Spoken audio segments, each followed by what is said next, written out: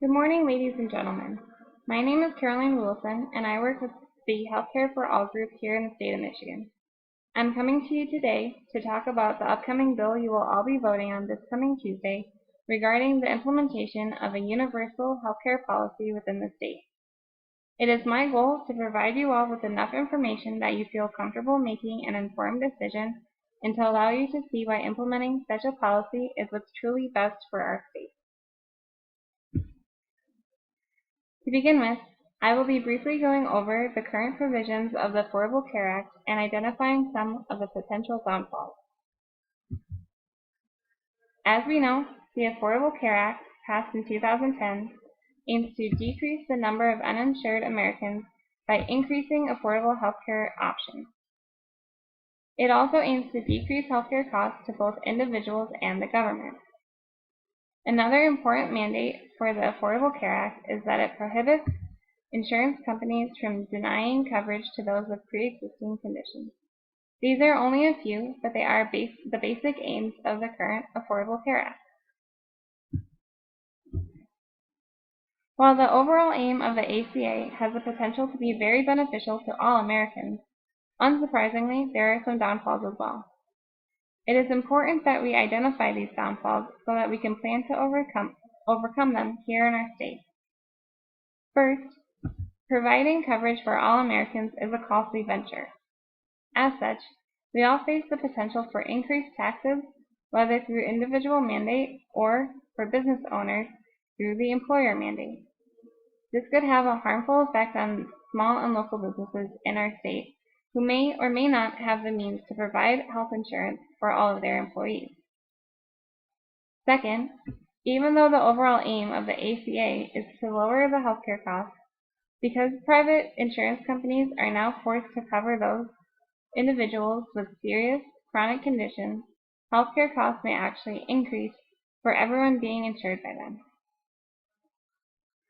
Next, enrollment into healthcare is typically done only once a year, and this enrollment window varies from company to company and can depend on your age, if you have any disabilities, employment status, etc. Obamacare has a 2-month open enrollment period. Can any of you tell me when that is? Chances are you cannot.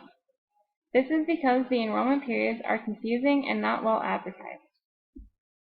Finally, expanding Medicaid within the state in accordance with the recommendation of the ACA is very costly. This can lead to, you guessed it, more increased taxes. As you can see, there are some serious downfalls of the ACA and what the implementation of Obamacare can mean for the citizens within the state. We will now discuss the merits of a state-based health care system.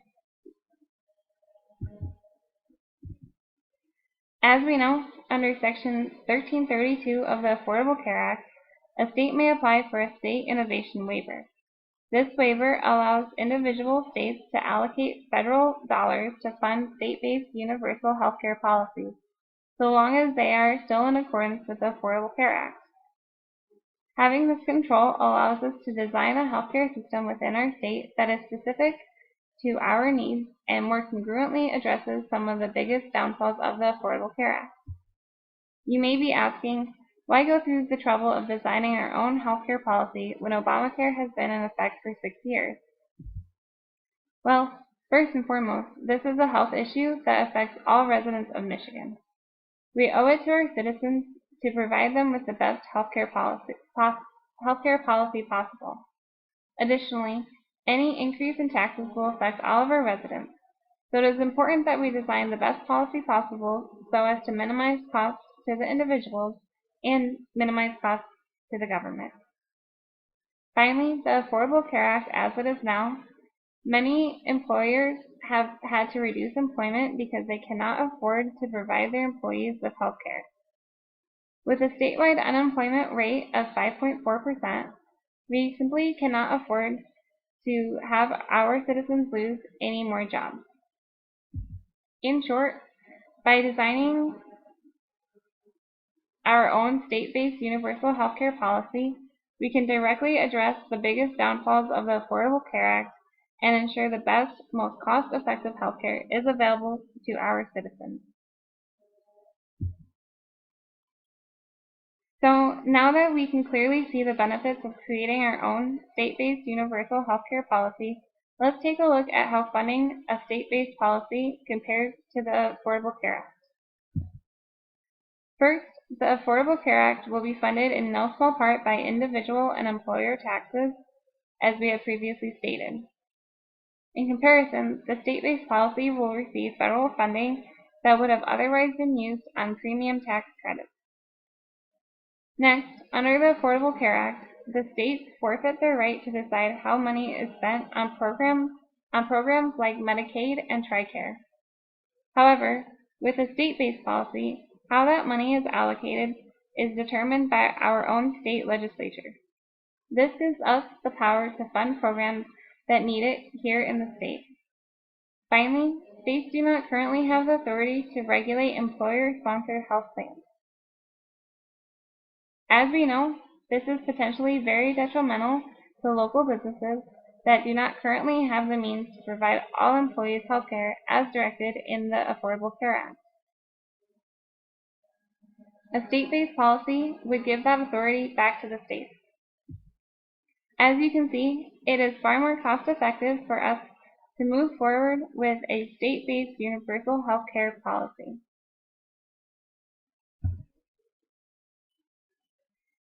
Michigan has an uninsured rate of 14.9% in non-elderly adults.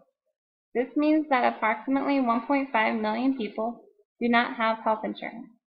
Additionally, Michigan is the 15th largest state for employee-based insurance, which can be attributed in large part thanks to General Motors.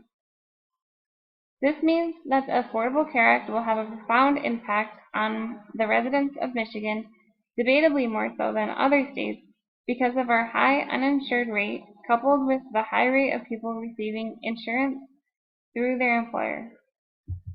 The consequences of denying a state-based health care policy could mean the increase in unemployment rates, an increase in the rate of uninsured people, and an increase in taxes.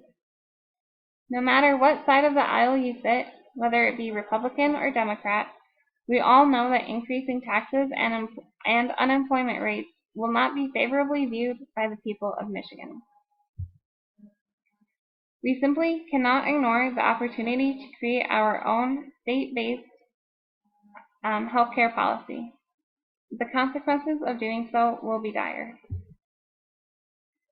In conclusion, when you are faced with the decision this Tuesday to move forward with building a state-based universal healthcare policy in accordance with the Affordable Care Act, please consider the following.